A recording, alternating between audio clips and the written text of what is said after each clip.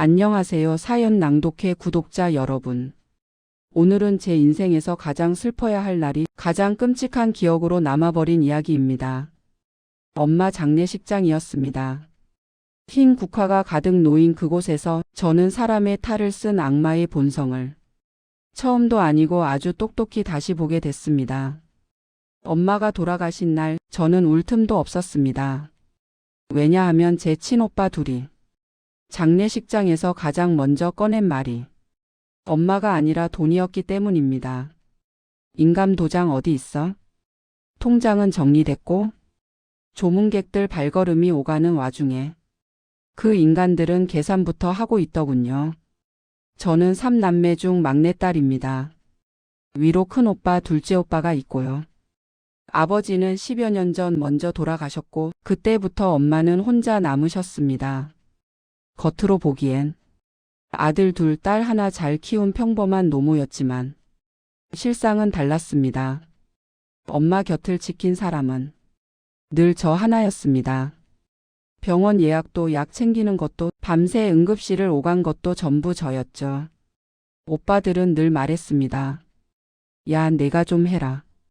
우린 생계가 걸려 있잖아. 그 말이 그렇게 당당할 수 있다는 게 지금 생각해도 소름입니다. 5년 전이었습니다. 엄마가 치매 초기 진단을 받으셨을 때 의사는 말했습니다. 지금부터는 보호자가 꼭 필요합니다. 그 보호자가 누가 됐느냐고요? 또 저였습니다. 큰 오빠는 사업이 바쁘다며 연락이 뜸해졌고 둘째 오빠는 아예 전화를 받지 않았습니다. 그런데 이상한 일이 하나 생겼습니다. 엄마 통장에서 돈이 빠져나가기 시작한 겁니다. 한 번에 수백만 원, 어느 날은 1,000만 원 가까이. 제가 물었습니다. 엄마, 이 돈 어디다 쓰셨어?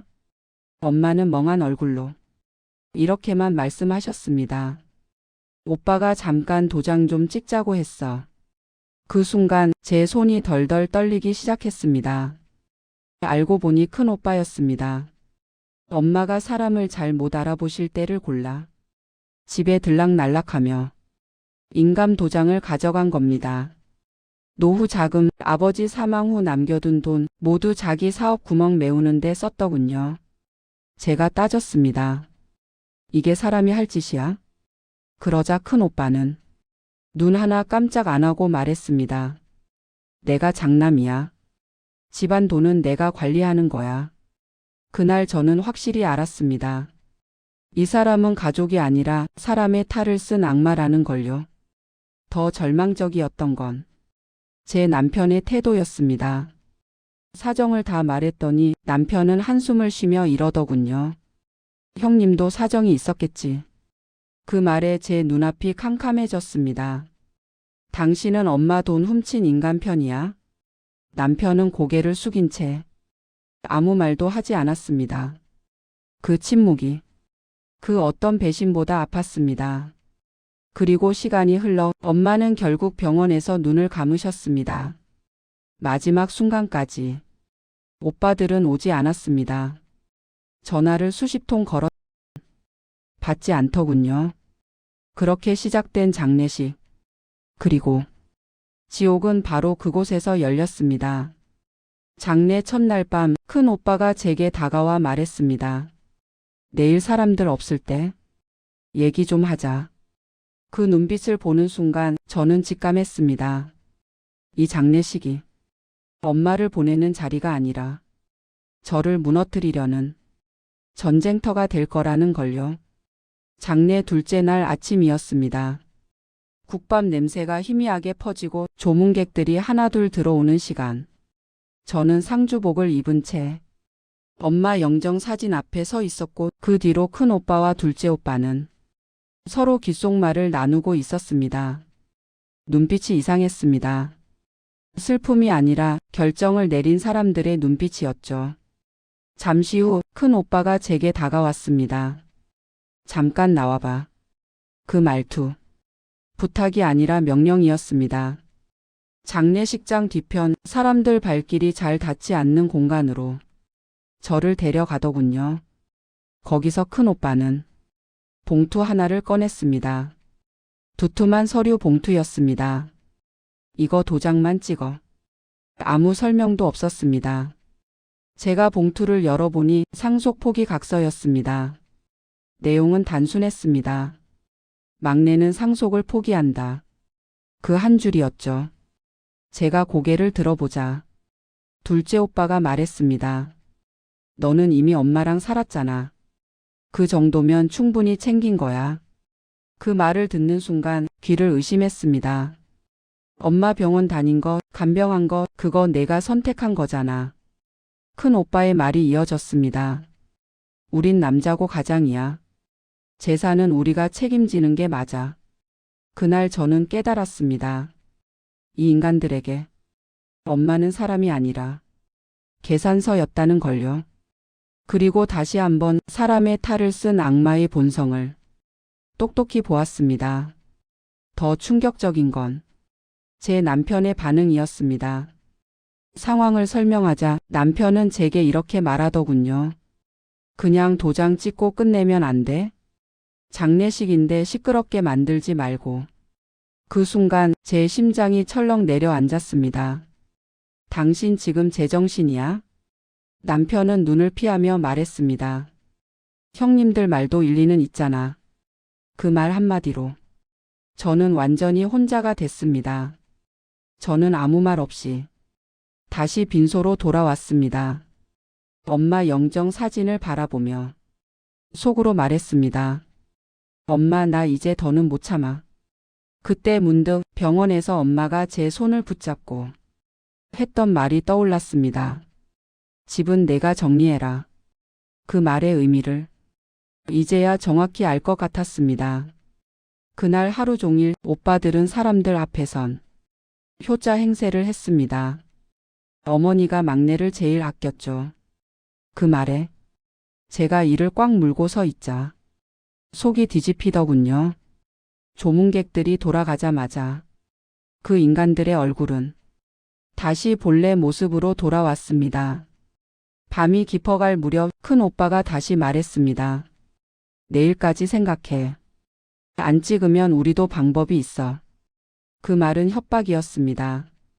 그 순간 제 안에서 무언가가 끊어졌습니다. 그래, 이제 시작이구나. 저는 말없이 가방을 꽉 움켜쥐었습니다. 그 안에는 엄마가 정신이 맑았을 때 직접 남긴 것들이 들어 있었습니다. 유언장, 통장 내역, 그리고 결정적인 증거들. 장례식 셋째 날 장례식장에 들어서는 순간부터 공기가 달랐습니다. 큰 오빠와 둘째 오빠는 이미 저를 적으로 규정한 얼굴이었고 저 역시 더는 피할 생각이 없었습니다. 영정 사진 앞에서 저는 조용히 고개를 숙였습니다. 엄마, 오늘은 내가 지킬게. 조문객이 뜸해진 틈을 타 큰 오빠가 제 앞을 막아섰습니다. 결정했어? 그 눈빛엔 조급함이 섞여 있었습니다. 제가 아무 말도 하지 않자 둘째 오빠가 나섰습니다. 지금이라도 도장 찍으면 우리도 좋게 끝내줄게. 좋게? 엄마 인감 도장을 훔쳐 노후 자금을 털어간 인간들이 입에 올릴 말은 아니었습니다. 그 순간 저는 확신했습니다. 이 사람들은 끝까지 자기 잘못을 인정하지 않을 거라고요. 그때 제 남편이 다가와 작게 속삭이더군요. 제발 여기서만은 참자. 사람들 보고 있어. 저는 그를 똑바로 바라봤습니다. 당신은 지금도 저보고 도망치라는 거야? 남편은 아무 말도 못했습니다. 그 침묵이 그날 제 등을 완전히 떠밀었습니다. 저는 가방을 열었습니다. 천천히, 정말 천천히 서류를 꺼냈습니다. 이게 뭔지 알아?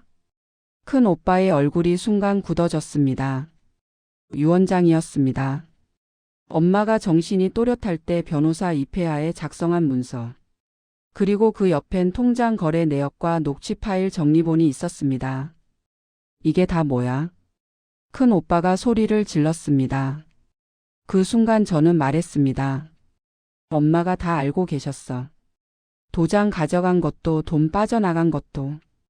둘째 오빠의 입술이 하얗게 질렸습니다. 그제야 알았을 겁니다. 자기들이 얼마나 추악한 짓을 했는지. 그날 저는 또 한 번 사람의 탈을 쓴 악마의 본성을 똑똑히 보았습니다. 큰 오빠가 제 손목을 잡았습니다. 이거 내놔. 저는 그 손을 뿌리치며 말했습니다. 건들지 마. 이건 이제 법으로 갈 거야. 그 말에 주변 사람들이 웅성거리기 시작했습니다. 장례식장 직원도 상황을 살피며 다가왔습니다. 설마 진짜 우리를 고소라도 하겠다는 거야? 큰 오빠의 목소리가 떨렸습니다. 그 질문을 들으며 저는 속으로 생각했습니다. 이제야 무서워졌구나. 하지만 아직 진짜 사이다는 아니었습니다. 저는 차분하게 말했습니다. 고소는 기본이야. 장례 끝나면 바로 절차 들어갈 거야. 그 말에 둘째 오빠가 소리쳤습니다. 너 미쳤어? 여기가 어디라고? 저는 영정 사진을 바라보며 마지막으로 말했습니다. 여기가 바로 다 정리할 자리야. 그날 밤 저는 결심했습니다. 장례 마지막 날 이 장례식장에서 이 인간들을 완전히 끊어내겠다고. 장례 마지막 날 아침이었습니다. 빈소는 이상할 정도로 조용했고 공기엔 팽팽한 긴장만 남아 있었습니다. 큰 오빠와 둘째 오빠는 서로 눈치를 보며 계속 전화를 붙잡고 있더군요. 아마도 자기들끼리 대책을 짜고 있었겠죠. 발인 시간이 다가오자 큰 오빠가 제 앞을 가로막았습니다. 야, 이 정도 했으면 됐다. 이제 그만 접자. 그 말이 얼마나 뻔뻔한지 듣는 순간 웃음이 나올 뻔했습니다. 우린 가족이잖아. 그 한마디에 제 가슴이 철렁 내려앉았습니다. 가족이요? 치매 걸린 엄마 인감 도장을 훔쳐 노후 자금을 털어간 인간들이 가족을 입에 올릴 자격이 있을까요? 그때 남편이 다가와 말했습니다. 이제 정말 그만하자. 여기까지 온 것도 힘들잖아. 저는 남편을 똑바로 바라보며 차분히 말했습니다. 당신은 오늘 선택해야 해. 내 편이 될지 아니면 그 인간들 편이 될지. 남편은 끝내 아무 말도 하지 못했습니다. 그 침묵으로 모든 게 정리됐습니다.